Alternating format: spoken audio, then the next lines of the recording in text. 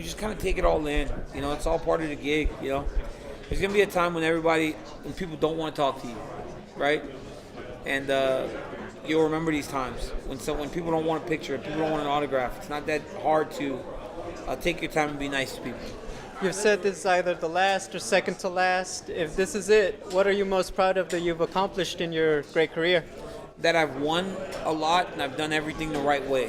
You know, I've tried to represent my family the way that you're supposed to represent your family. I know that my mother's proud of me because there's no bad in what I've done. I know that when my children get old enough to Google their father, they will find no bad on me. It will be done the right way, and the majority of the pictures they will see of their dad in fighting will be with his hand raised, and that's enough for me. You're an analyst. Athletes like Kobe Bryant and like Derek Jeter have regretted announcing that they're going to retire just because they keep getting that question. Yeah. Do you regret announcing that that's probably the end's coming up? You know, it does make it a little bit more. You get the question more, but it is what it is, man. It's reality. I feel like I've been pretty transparent over the course of my career, and I don't know why I would start to change it now. Talking of reoccurring questions, Stipe Miocic is obviously coming up on Saturday. He keeps saying that he's just not buying this. Like, he doesn't get why you're bringing up feelings. He obviously made mention that he cried in the octagon that one time. Do you think he's just pretending that he's not hurt and secretly he is? Or where do you think he's coming from with all this? I don't know. He seems pissed off, but I mean, whatever. But they always look pissed off. I went and stared at him. Somebody said, "What did you see?" I go, "See a guy that wants to punch me in the face." Like, right? Like, mad, not mad. What was he gonna do on Saturday? Punch me in the face. So on Saturday, he's gonna punch me in the face, mad or not mad. So it doesn't really matter what he's feeling. You know, we're gonna fight. You know, obviously, you can't get through a day, it seems like, without Jon Jones popping into your life, and I think he probably has the same issue. If you guys do fight for a third time, and it is at 205, how long is it going to take you to get back down there? It would take some time. You know, I would have to readjust a lot of things to get back to 205, and it would take me a while. Probably not till the end of the year or something, 6 months or something. So like that December card, I think people are probably looking at that like, well, that's when Jon will return, maybe you could do that, but is that enough time for you to get back down there? I mean, it would, I can cut some weight. It sucks, but I'm really good at cutting weight, you know, so I could do it, but it would really, really suck. But again, you know, I'd have to make that decision. How was your experience yesterday throwing the first pitch at the Angel game? Oh, it was so awesome. I was so nervous because they rushed me out, right? And I'm in the locker room, which is crazy because all the players, they know fighters. It's crazy. Mike Trout walks up and he looks like the heavyweight champion of the world, not me. Trout's so big. I spoke with Albert Pujols. Recently, he has an altercade during one of the games. He's willing to exchange some tips throwing the ball against some wrestling tips for you. Yeah, Albert Pujols is the last guy I saw before I ran on the field. And Pujols is all, just lob it. Don't short hop it. He goes, Daniel, don't try and throw it hard. And so the whole time I'm just freaking out, you know, and then I just threw it and it made it to the plate. And I did my job. It seems so far though. Like when I got there, I was like, this is really, really far. I'm just standing on the mound like, holy cow. Seems like you did it better than Stipe. I did? That's what they heard. Stipe played college baseball or something. I definitely didn't throw it better than him. Hey Daniel, you know, in this position of limelight, it inflates a lot of people's egos. You obviously know how to turn it on when it comes to the trash talk, the entertainment, but you've managed to stay really modest during all of this. What is that rooted in?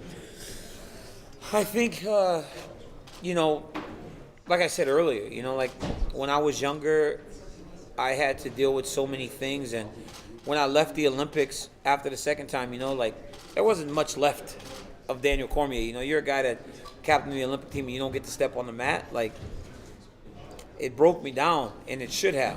And so when I got the second opportunity to start fighting, I understood who I was because I was broken. I was like a broken man when I started fighting. And I was like, man, if this thing works out for me, I want to appreciate these opportunities. I took for granted the Olympics. I took for granted being the number one guy in the U.S. I want to make sure that I don't take this for granted. I always work hard, and I always stay true to the lessons that I learned as a young kid wrestling, you know, and I think that's why, and you know, I'm from a place where all you have is just try to be nice. Even when we went to on the media tour when I was going to fight Ryan Bader, and everybody was so damn nice to him in Louisiana. I'm like, hey, guys, he's fighting me. I was like, just don't cheer for this dude.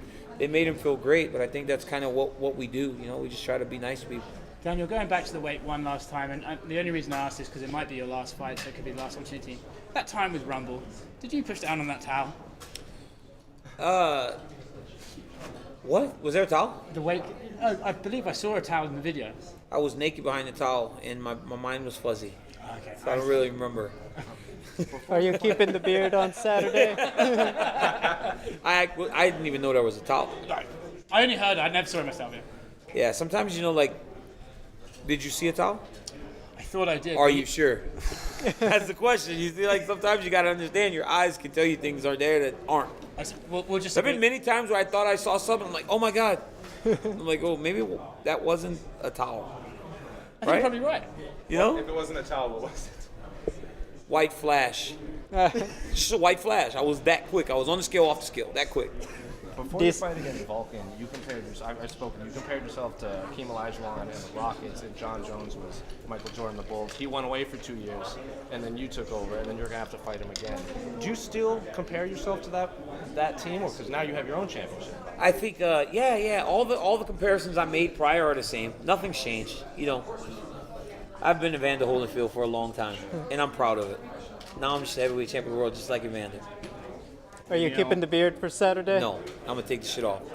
It makes me look older. Look at all these grays. I didn't even realize I had so many freaking grays. My wife's like, I like it. And I'm like, sorry, babe, shit's gone. Daniel, your coach Javier Mendez has been posting a lot on Instagram from the gym between the conversations that you have with Khabib. Can you explain like the dynamics that you have with Khabib? Yeah, Habib's awesome. Man, he's a great guy. Like, when he first came to AKA, he didn't speak English, right? So we all started trying to teach him. But as with anyone, you teach him like the bad shit first, right? And it backfired because all he does is talk trash now. Like, we started with Khabib learning trash talk, and that's all he does now. 85% of the conversation with Khabib is him just talking trash. Do you know any Russian bad words? Did he teach you some? They did. No, Manop did. Manop taught me a couple bad words, but I can't remember it right now. It's like, you guys put me on the spot. What is that word that they were called? Oh my God, it was one word that they were saying, and it was driving me insane. And I don't even know if it's a bad word, but it was driving me insane. Do you remember it? Or? I don't remember the freaking word. I'm going to text him and ask him. Who did pay for lunch that one time? Crazy thing is, back in 2012, I would have paid for his lunch because he wouldn't have had any money. But again, this is Khabib being Khabib, and he's like, I think he's messing with me. If I'm being honest, I think he's messing with me. Do you think he still has the same hunger when you see him at the gym? Absolutely. Hey, man, nothing has changed in this kid. This dude, put him at AKA, put him at American Top Team, Mark Henry's, Colorado Elevation, send him to SBG. Regardless of the room you stick him in, he will outwork anybody. Nothing's changed. Like, nothing has changed. With all crossover between MMA and boxing and vice versa, have you thought about like maybe Jon Kane in a Lucha Libre match? I would do a Lucha Libre match with Kane. Yeah, I don't know if I could pull all that cool stuff that he did, but I would definitely try. Might break my neck. Yeah, I'd wear a mask, for sure. Daniel, Last question, guys. Danny, last question. you once told a great story about flying to Australia with Bob and having to have like a crash landing almost at the very end to go fight a title fight out there. How surreal is it looking back at your career, having to go across the world, barely surviving an emergency landing, and then now you're here defending the title? It's insane. It's insane to think about the career and the journey. It's been madness, you know, for me to have started back in 2010, taking fights on 8 days' notice, flying to Australia for $7,000 to go fight. It was, I never could have imagined I would be here today. It's, I've been very lucky to have the right people in my life too, like Bob and Dwayne Zinkin, Javier, my team, all my trainers and coaches, my wife. It's been madness.